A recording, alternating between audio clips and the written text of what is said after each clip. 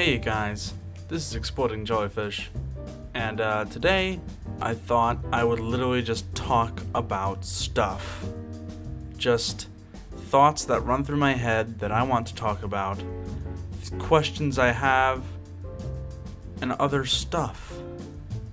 So, I've made a small list of stuff to talk about over the past few weeks, and I'm just gonna start talking.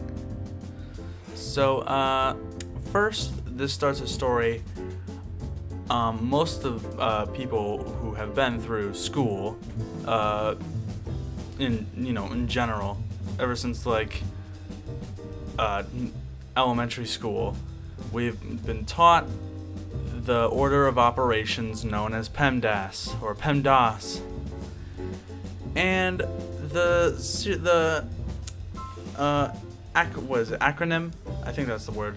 Acronym usually comes out to parentheses, exponent, multiply, divide, add, subtract. But it was also known as please excuse my dear Aunt Sally. This is where it gets interesting. See, I always liked that. I thought it was a cool way to remember things. But when I was first taught PEMDAS, my teacher lied to me. He made it seem like he was special, and I remember it so clearly. I was in elementary school. I had just moved to Florida, and he was like, "Man, my Aunt Sally, she was always messing up, and she spilled a drink all over the table." And the guy came up and he was like, "Oh, geez, what a mess." And he's like, "Please excuse my dear Aunt Sally." And we're like, "Oh, cool story. That's kind of funny, I guess." Then I left elementary school to middle school, and then I saw PEMDAS being used again. I'm like, what? Wait, it was a lie? It was all a lie? What is the point of telling a story if it's not your story? It's like he just made it up on the spot. Even repeating it now, I just realized how cheesy it is. Also, see that beautiful art that I made in 10 minutes in Illustrator, a program that I am not certified in, but I am working on. You can see this pure art, and I couldn't figure out how to make a glow effect, so I just kind of put a yellow dot in there and scribble. Anyways, next story. There was this kid, same elementary school. Me being a fat nerd, it comes with a few things that would happen to you. So, in elementary school, you know that there is recess, in which there's a time during the day you run out and play in the recess yard. There's usually a play set. There's a hopscotch. There's four square or whatever, four corners. But basically, there was this kid named Clyde. Clyde was known to have legs like a cheetah. He was tearing, when we were in PE and we had to run around this giant loop twice and it was supposedly a mile, he was tearing that up. He was running around at the speed of sound, faster than any hedgehog around. And I was like, alright, this guy's pretty cool. But the thing is, we were like frenemies. Sometimes we were friends, and sometimes we hated each other with a burning passion. One day, it was just a normal day in elementary school, and I was hanging out, waiting in line, because one of the most popular games on the playground was Foursquare, in which each people stood in a corner of a square and had to pass it around, and you couldn't pass it back. I don't remember specifically. It was a long time ago. Almost, no, I can't even remember. A long time ago, basically. And this kid, Clyde, apparently, you see, I learned the story from my one of the friends when I got to middle school, late middle school. My friend finally told me that Clyde had done this, when all along I thought it was an accident. And this is 4 years later or so. I don't remember the exact numbers. I'm not putting enough effort in my brain into it. But the thing is, I was waiting in line. Well, no, I don't think I was waiting in line. I think I was just watching. And suddenly this football flies straight down at me from the air and hits me like in my torso, but kind of like where your right rib cage sticks out a little more, like below your breast but above your stomach. And it's like right there. It hit me right there, and it left a huge, like, it's almost like, you know how sometimes when you get a carpet burn, your skin looks all kind of like patchy almost, but not like torn up. It was kind of like that, but like way less.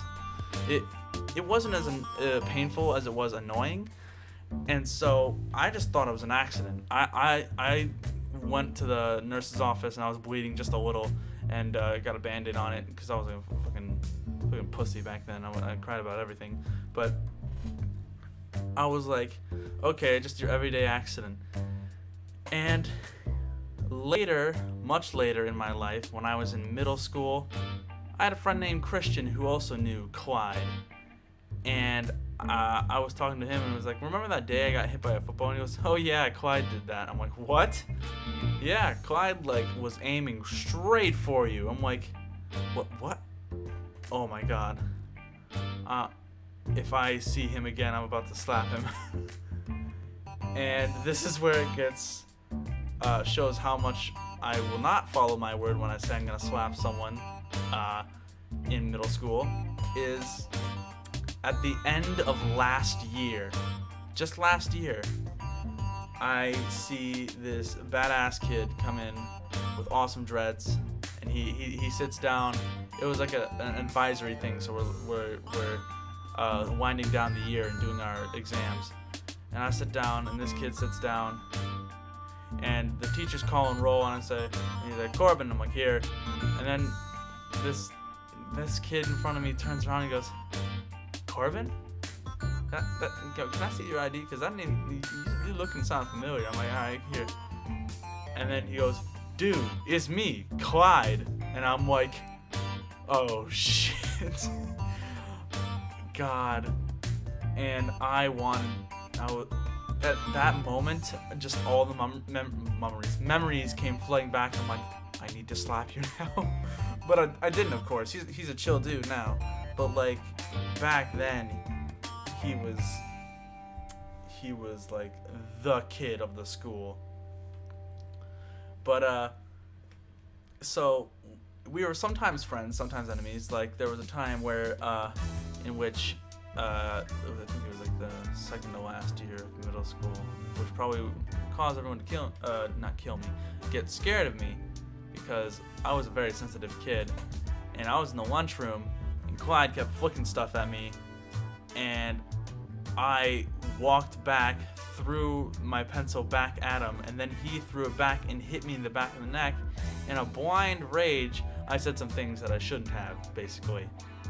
And very loudly, and the entire lunchroom heard it and went silent. All the teachers stared at me, all the students stared at me. I immediately collapsed on the ground crying. Not even just a few seconds later, I collapsed on the ground crying. But you know, I was a kid, somewhat. It was elementary school. So then they took us back to back to the office, hung out there. So yeah, Clyde is now still in my school. I don't see him as much because I don't really know what he looks like. I don't know.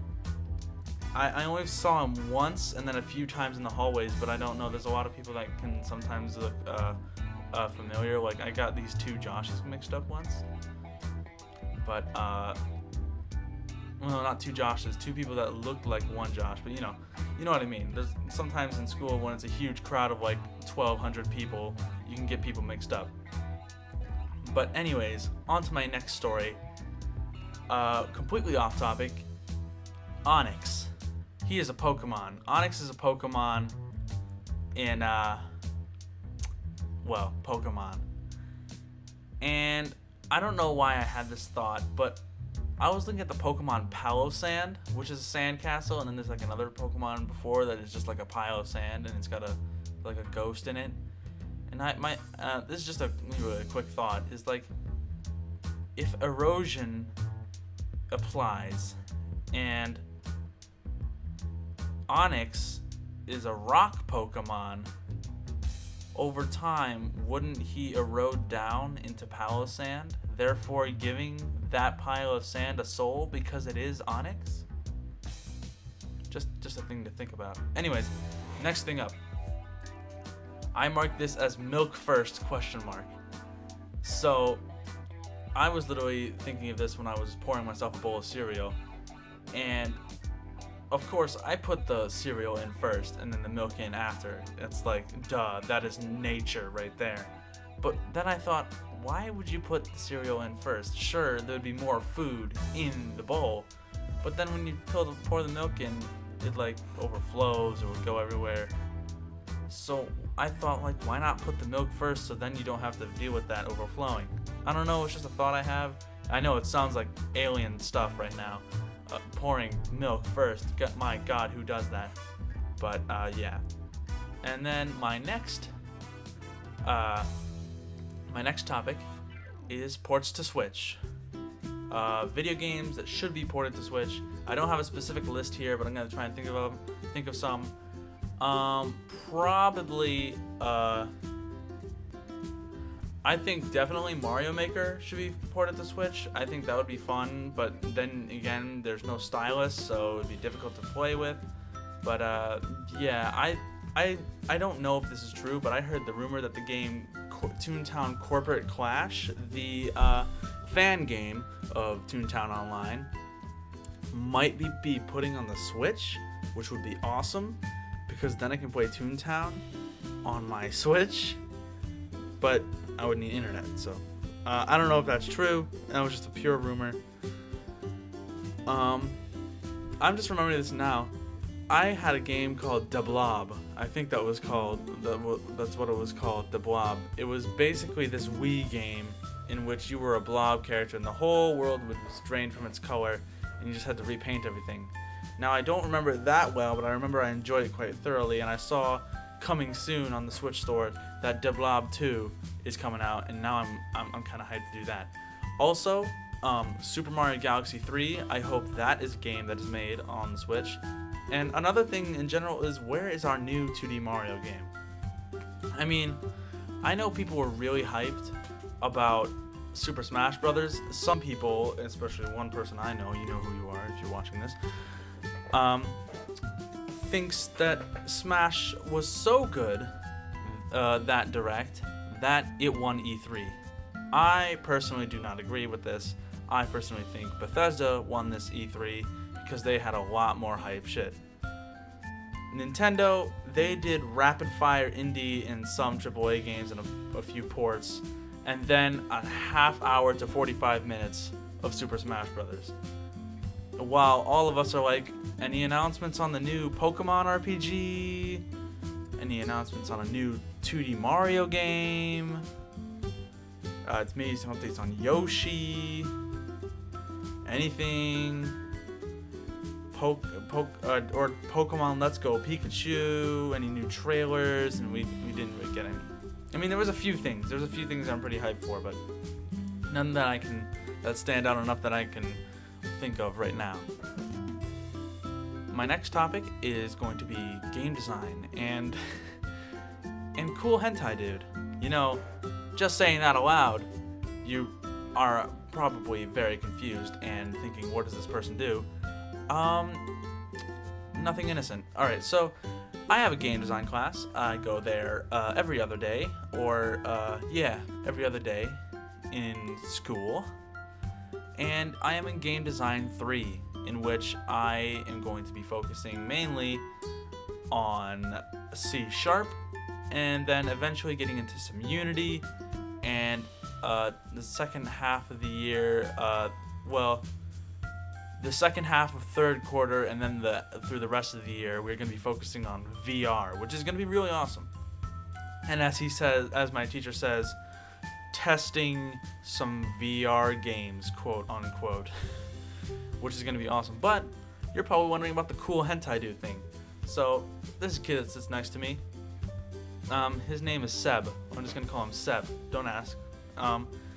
But I didn't know his name for a long time during this school year so far, which is we're about 4 weeks in, and we've become good friends. We've been helping each other out with coding.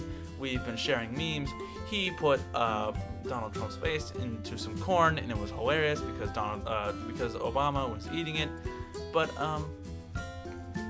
we were cool friends, and he also knows how to draw anime and also hentai.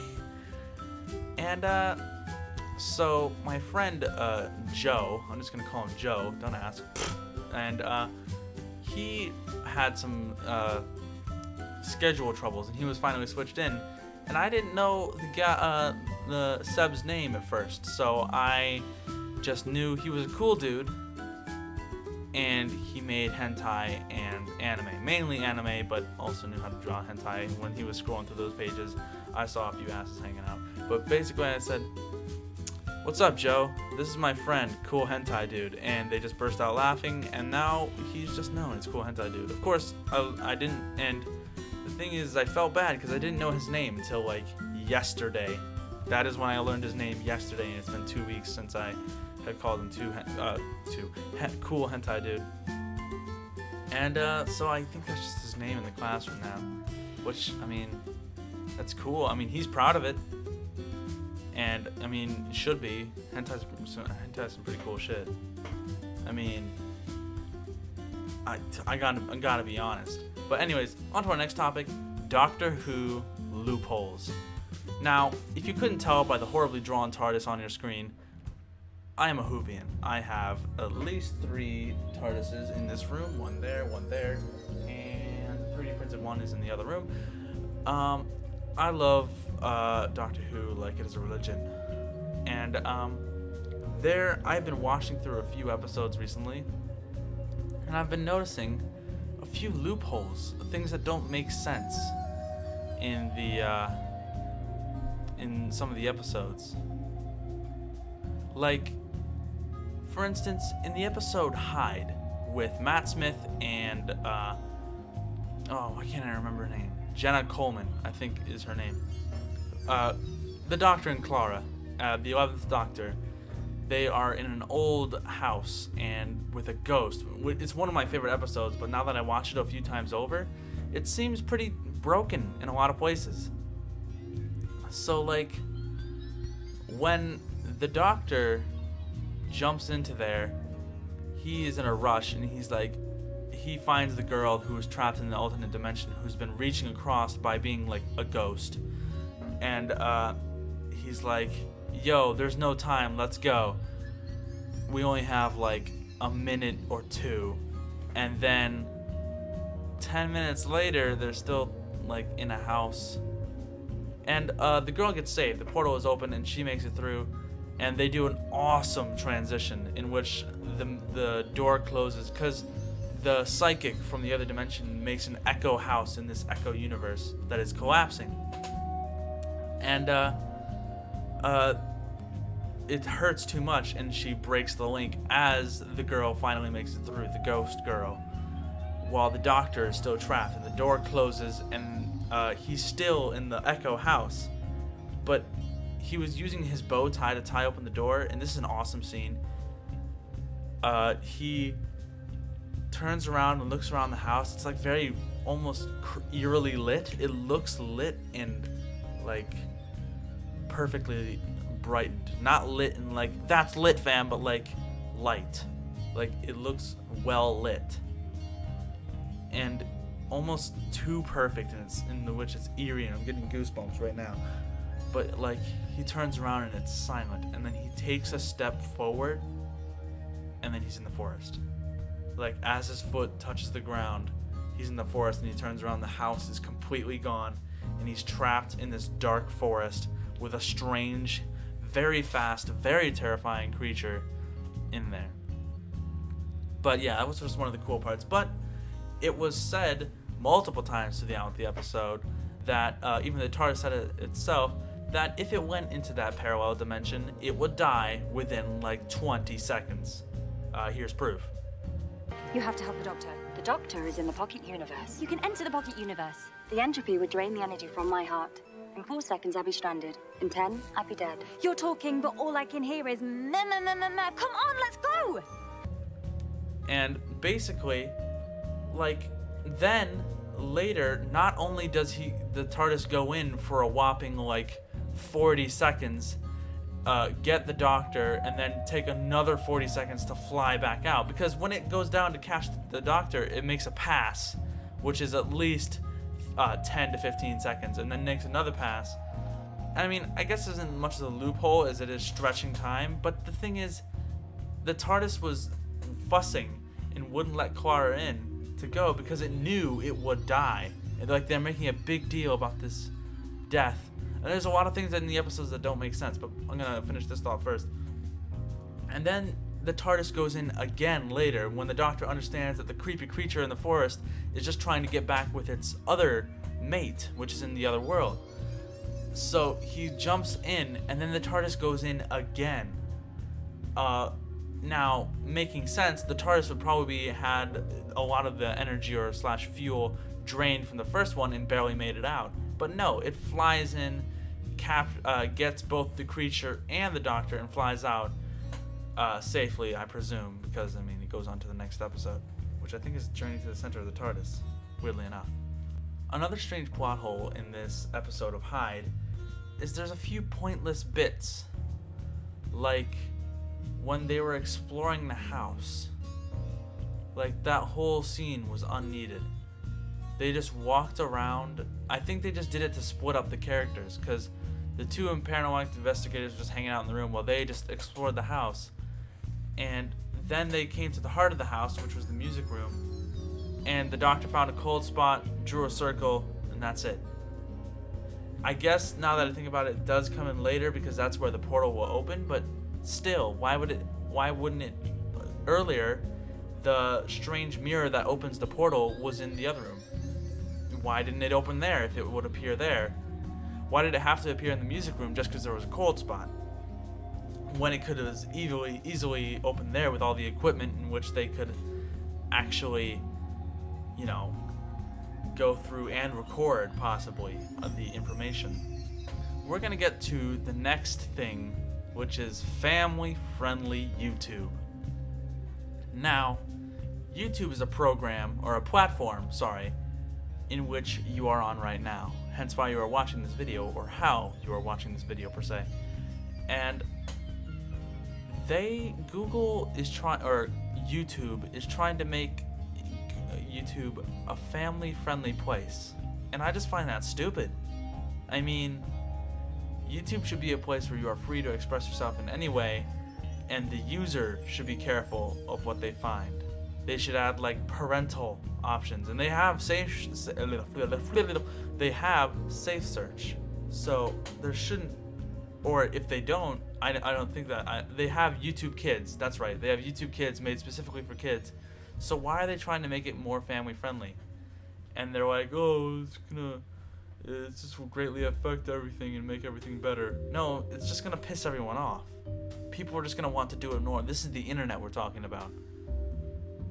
I mean, it's like the FCC trying to take away net neutrality. It's not gonna make anything better. It's just gonna make people more pissed off and start hacking it, or finding loopholes as previously discussed. But except for that was about Doctor Who. Basically finding ways to avoid what the FCC is doing in probably illegal ways, which is not going to help at all. And friendly family YouTube is not good. People are starting swear words in YouTube videos, I think, give more character, show frustration, show sarcasm. They show a lot of things, like anger, of course. There's sarcasm. There's like sass. There's a lot of things that I had said earlier when I was talking to my family about this in like a car ride or something. But there's a lot of things that swearing and a lot of other things make more character about YouTube. Like, a lot of videos can't always be happy, and it is okay to for like And YouTube isn't always family friendly. They're like, oh yeah, family friendly, if you say swear words, we're gonna demonetize you, even though half of the YouTubers all across the internet aren't allowed to make any money anymore because we changed the rules, so you have to have like 3,000 subscribers before you can even apply for that cash money. But we are gonna go as far as to approve Logan Paul's Suicide Forest video. That is ridiculous. I know there's a tweet out there of like a video flagger that had seen that YouTube approved Logan Paul's video. I'll try and find it, and it's probably on the screen right now if I have found it. Otherwise, I probably didn't find it. But like, you're gonna go and be like, no swearing and no talking about other YouTube channels, and then approving and promoting a video about suicide, and you can't pass it off as like, oh well, it's suicide awareness. They were disrespecting and doing horrible things to a person that had committed suicide, which is a very serious thing that is spreading across the world. Not like a disease, but like a thing that is growing in a sense. More and more people are committing suicide, which is very sad, and it is no laughing matter. And for YouTube to approve that, it's stupid, ridiculous, twisted, and disgusting. But you know, I'm just a 231 subscriber YouTuber in the middle of the internet.